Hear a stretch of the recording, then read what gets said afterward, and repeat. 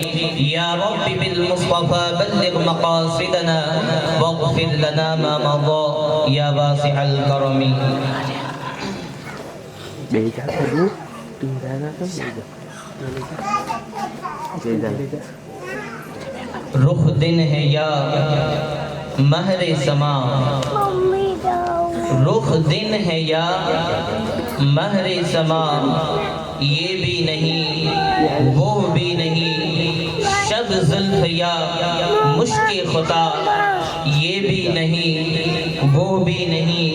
خورشید تھا کس زور پر، کیا بر کے چمکا تھا قمر، بے پردہ جب وہ رخ ہوا، یہ بھی نہیں وہ بھی نہیں. عزیزان ملت اسلامیہ، آج الحمدللہ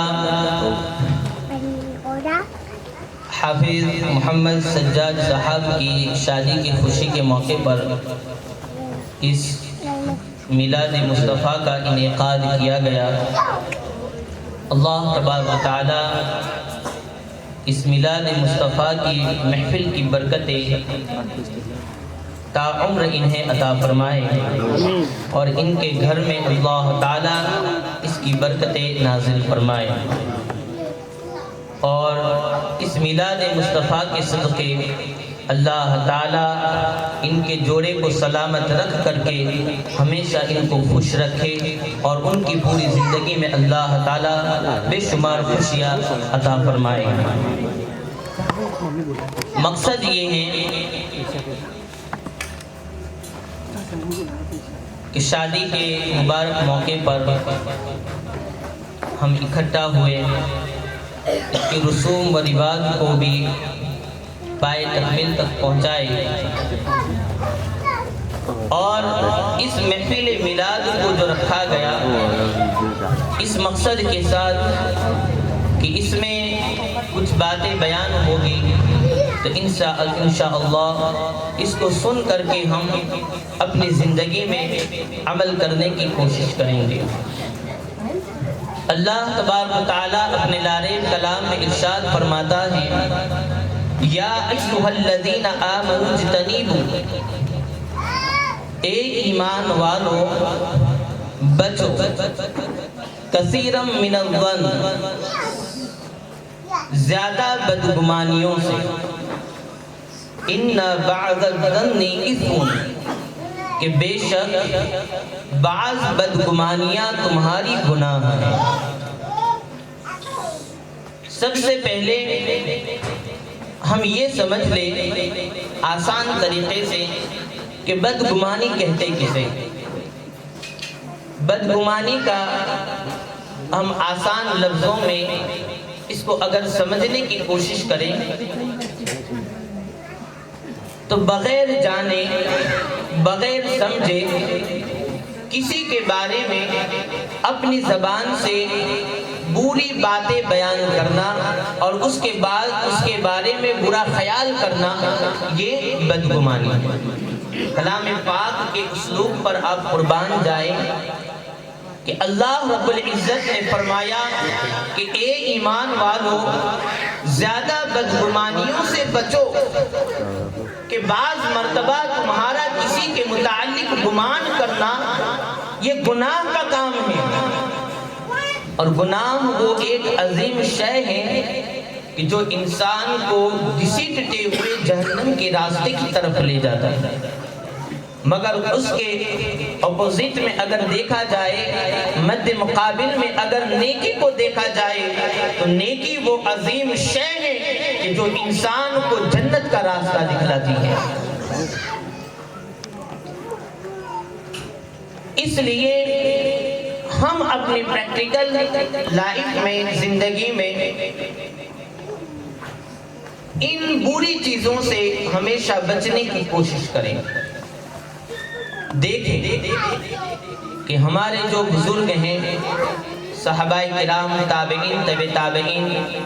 اولیاء اللہ جو ہیں، ان کی سیرت پاک کیسے،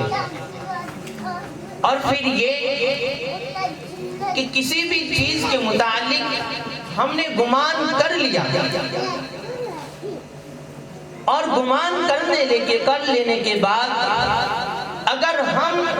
اس کے صحیح نتیجے پر، صحیح فیصلے پر نہیں پہنچے اور اگر برا فیصلہ کر لیا اور اس کا جو رزلٹ ہے، اس کا جو نتیجہ ہے وہ ہمیں برا میسر آیا، برا ملا، تو پھر سوائے خسارہ اور سوائے نقصان کے ہمیں کچھ نہیں حاصل ہوگا۔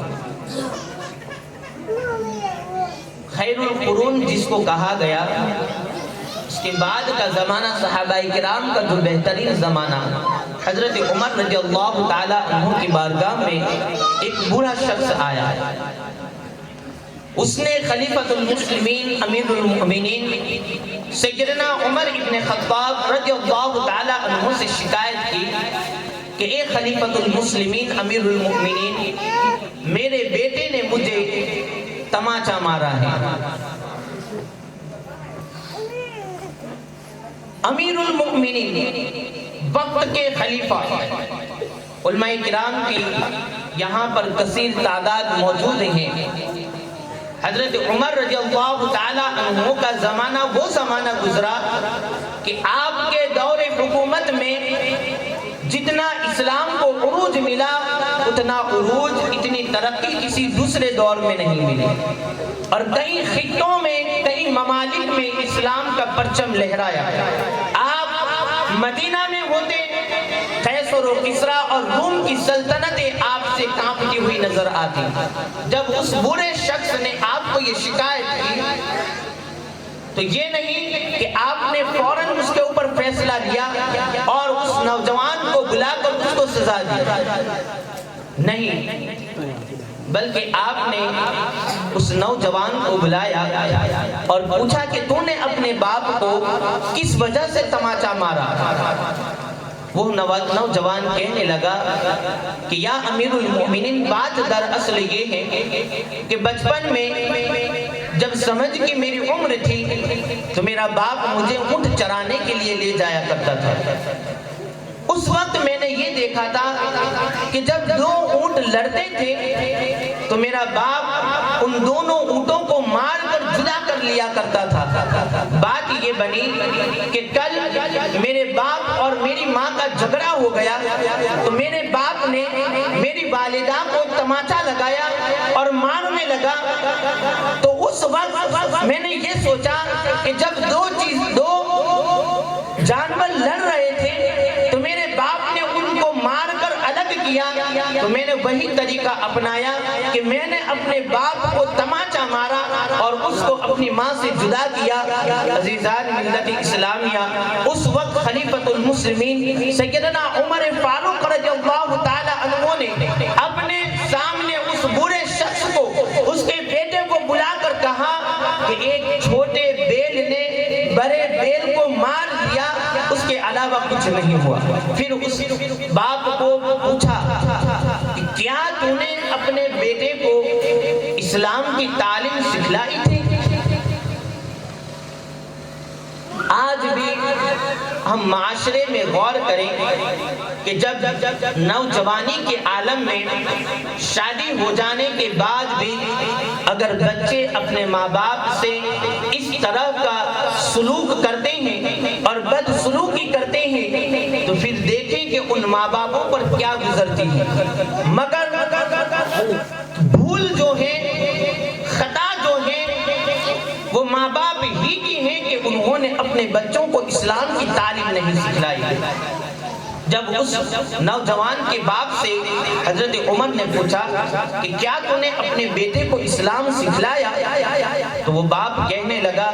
کہ یا امیر المؤمنین، جیسے کہ آج لوگ بھی اس چیز کے متعلق بہانے تلاش کر کے کہتے ہیں کہ کیا کریں، ایسا وقت تھا کہ ہم بچوں کو پڑھا ہی نہ سکے، اتنی مجبوریاں تھیں، اتنا یہ تھا، ٹینشن تھا، انہوں نے بچپن میں ہمارا سنا ہی نہیں۔ یہ نہیں، کاش کہ اگر ماں باپ نے تاکید کے ساتھ اپنی اولاد پر تاکید کر کے ان کو ڈرا کر دھمکا کر بھی اسلام کی تعلیم دی ہوتی بچپن میں، ان کی سمجھ کی عمر تک اگر وہ اسلام کو سمجھ لیتے، ماں باپ کے حقوق کو جان لیتے، یقیناً کہ جس کے دل میں قرآن اور حدیث کا نور چمک رہا ہوگا اولاد اپنے ماں باپ سے کبھی بھی بدسلوکی نہیں کرے گی. یہ بدسلوکی کا جو کام ہے وہ وہی کرتے ہیں کہ جن کے سینوں میں قرآن اور حدیث کا نور نہیں ہوتا ہے, جن کے پاس اسلام کی تعلیم نہیں ہوتی ہے. وہ برا شخص یہ بہانے کرنے لگا تو پھر حضرت عمر فاروق رضی اللہ تعالی عنہ نے یہ کہہ کر ان کو وہاں سے بھگا دیا کہ ایک چھوٹے بیل نے بڑے بیل کو صرف مارا ہے, اس کے علاوہ کچھ نہیں. میں یہاں ٹھہر کر اپنے نوجوان اور اپنے گھر کی عورتوں وغیرہ سے ایک نصیحت کروں گا, وہ یہ کہ دیکھیں حضرت عمر رضی اللہ تعالی عنہ نے فوراً کوئی فیصلہ نہیں دیا, بلکہ دونوں کی بات کو سنا, سننے کے بعد اس کے اوپر فیصلہ کیا.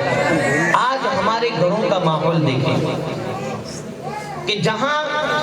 میں سمجھتا ہوں کہ صرف یہ نہیں کہ مرد صرف خواتین پر اس طریقے کا زور کرتے ہیں یا مردوں کی جانب ہی سے عورتوں کو تکالیف پہنچتی ہیں, نہیں, بلکہ آج کے دور میں اگر دیکھا جائے زیادہ تر گھر بگڑنے کا اور گھر کا ماحول خراب ہونے کا جو سبب ہے وہ ہماری عورتوں کے اسلام کی تعلیمات سے دور ہونے کی وجہ سے. مثال کے طور پر اس بات سے کوئی بھی انکار نہیں کرے گا, ایک شخص پورا دن صبح میں ٹفن لے کر آفس پر جاتا ہے, کمپنی میں جاتا ہے, اپنی جاب پر جاتا ہے, پورا دن وہ مرد تھکا ہارا اپنی نوکری سے نہ جانے آفس میں اس کے جو صاحب ہوتے ہیں, سر ہوتے ہیں, اوپر والے جو ہوتے ہیں, ایک تو ان کا زور اور زبردستی ہوتی ہے, ان کا ٹینشن ہوتا ہے, اس ڈپریشن میں وہ نوکری کرتے ہیں, جاب کرتے ہیں, پورا دن اس طریقے سے گھر سے دور رہتے ہیں. شام کو جب وہ تھکا ہارا بیچارہ انسان گھر آتا ہے, اب گھر کا ماحول عورتوں نے اس طرح بنا دیا, ماں آئے گی, ابھی بیٹے نے پانی بھی چین سے نہیں پیا ہے, نہ اس کو چائے دی گئی ہے یا یہ کہ اس کو کوئی خوشی کی بات کہی گئی. ابھی گھر آفس سے, اپنی جاب سے, اپنی نوکری سے وہ نوجوان گھر آیا ہے, وہ مرد گھر آیا ہے, ماں آئے گی کہے گی بیٹا آج تو تیری بیوی نے کافی ظلم کر دیا, تیری بیوی نے میرے ساتھ یہ ویوہار کیا, تیری بیوی نے میرے ساتھ یہ سلوک کیا, آج تو یہ ہوا وہ ہوا. اب وہ نوجوان پورے دن کا تھکا ہارا گھر آیا, نہ اس کو پانی دیا گیا, نہ کوئی خوشی کی بات کہی گئی, اور نہ ہی اس کو عزت کی گئی, اور نہ ہی اس کو کچھ اور کیا گیا. ڈائریکٹ ایک طرف ماں کا حملہ, اسی طرف ابھی ٹھنڈا نہیں ہوا تھا بہن آئے گی, یا بھائی آج تو تیری بیوی نے میرے ساتھ یہ سلوک کیا, وہ سلوک کیا, یہ ہوا. اب اگر اسی وقت تھکا ہارا بیچارہ انسان آفس سے آ کر گھر آئے گا, گھر کی عورتیں اس کے ساتھ یہ سلوک کرے گی, اب وہ نوجوان غصے میں آ جاتا ہے, اس کے بعد ڈائریکٹ اپنی بیوی پر حملہ آور ہو جاتا ہے, کبھی غصے میں اس کو مار دیتا ہے, تعلقات ختم ہو جاتے ہیں, یہاں تک نوبت آ جاتی ہے کہ وہ شوہر اپنی بیوی کی رائے لیے بغیر, کاش کہ وہ یہ بھی سوچتا کہ اپنی بیوی کے پاس جا کر اس سے بھی کچھ سنے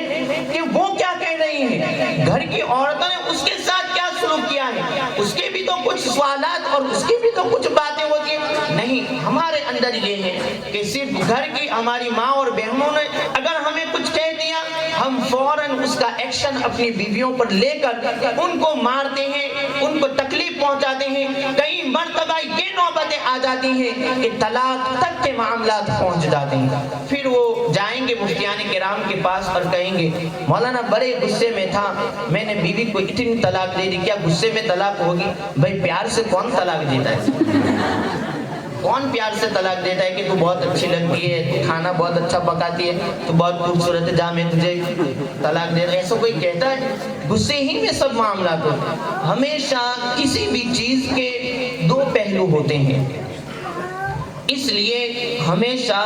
اپنے گھر کو, اور میں اپنی ماں اور بہنوں سے بالخصوص یہ گزارش کروں گا کہ اپنے گھر کو اچھا بنانے کے لیے اگر تکالیف آئے تو اس کو برداشت کریں. بہت مرتبہ ہم نے اپنی لائف میں، زندگی میں، ہمارے سینئر بزرگ بھی ہمارے بیٹھے ہوئے ہیں، وہ ہم سے بہتر جانتے ہیں کہ آج اکثر طلاق کا جو معاملہ پیش آتا ہے وہ اس وجہ سے آتا ہے کہ سسرال میں ہماری لڑکی گئی، اگر نارمل کوئی ایشو ہوا، نارمل اگر کوئی بات ہوئی، چھوٹی سی بات ہوئی، آج تو فون کا زمانہ ہے، پہلے اتنی طلاقیں نہیں ہوا کرتی تھی. جب سے یہ اینڈرائڈ فون آیا،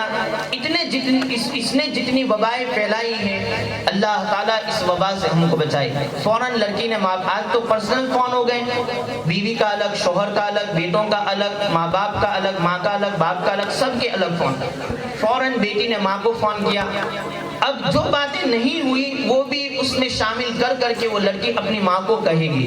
اب ماں چونکہ اپنی اولاد سے بے حد پیار کرتی ہیں، اور اب اس کے پیار کو کیسے برداشت ہوگا کہ اس کی بیٹی تکلیف میں رہے. اب وہ اپنے شوہر سے کہیں گے، لڑکی کے باپ. اس طریقے سے ایک ماحول کھڑا کر کے پھر ماں باپ اپنی بیٹی کو یہ کہیں گے کہ بیٹا گھبرانا نہیں، سسرال میں اگر تھوڑی بھی تجھے تکلیف ہوئی تو اپنے گھر چلے آنا، میں تجھے پوری زندگی پال لوں گا. ماں باپ کا جب یہ حوصلہ اپنی بیٹیوں کے لیے بلند ہوتا ہے تو اکثر گھروں کے حالات بگڑتے ہوئے نظر آتے ہیں. کاش کہ وہ ماں باپ اپنی اولاد کو یہ سبق دیں کہ بیٹا وہ گھر تیرا ہمیشہ کے لیے وہ گھر ہے، وہاں اگر تھوڑی سی تکالیف پڑتی ہیں تو اسے برداشت کر لینا، تکلیفوں کو برداشت کر کے اپنے شوہر کو راضی کر لینا، اپنے سسور کو، اپنی ساس کو بھی راضی کر لینا. تھوڑی تکلیف برداشت کرے گی، کل بروز قیامت محمد رسول اللہ صلی اللہ علیہ وسلم تمہیں ان تکلیفوں کے بدلے جنت کا مژدہ سنائیں گے. کاش ماں باپ یہ مرحلہ اپنائیں، مگر نہیں، پروٹیکشن دیا جاتا ہے ماں باپ کی جانب، بیٹا گھبرانا نہیں، اپنے دروازے کھلے، اپنے یہاں کچھ کمی نہیں ہے، پیسوں کی، کھانے پینے کی کمی نہیں، ہم پال لیں گے. پھر کیا پال لیں گے؟ دیکھیں کورٹ کے ڈھکے کیسے کھاتے ہیں. پھر ناری کیندر سرکشا میں کیس کریں گے، کورٹ میں کیس کریں گے، یہ وکیل کو اتنا پیسہ، وہ وکیل کو اتنا پیسہ، کھادا خوراکی کے اتنا پیسہ وغیرہ سودے کیے جاتے ہیں باقاعدہ. تو یہ کچھ خامیاں یہ ہوتی ہیں کہ مرد اپنی بیوی کا سنے بغیر، گھر کے ماحول کو سن کر فوراً اپنی بیوی پر اٹیک کر کے پھر اس کو ناراض کر کے ماحول یہ بنتا ہے کہ طلاق تک کے واقعات ہو جاتے ہیں. اس لیے ہمیشہ کسی بھی چیز کے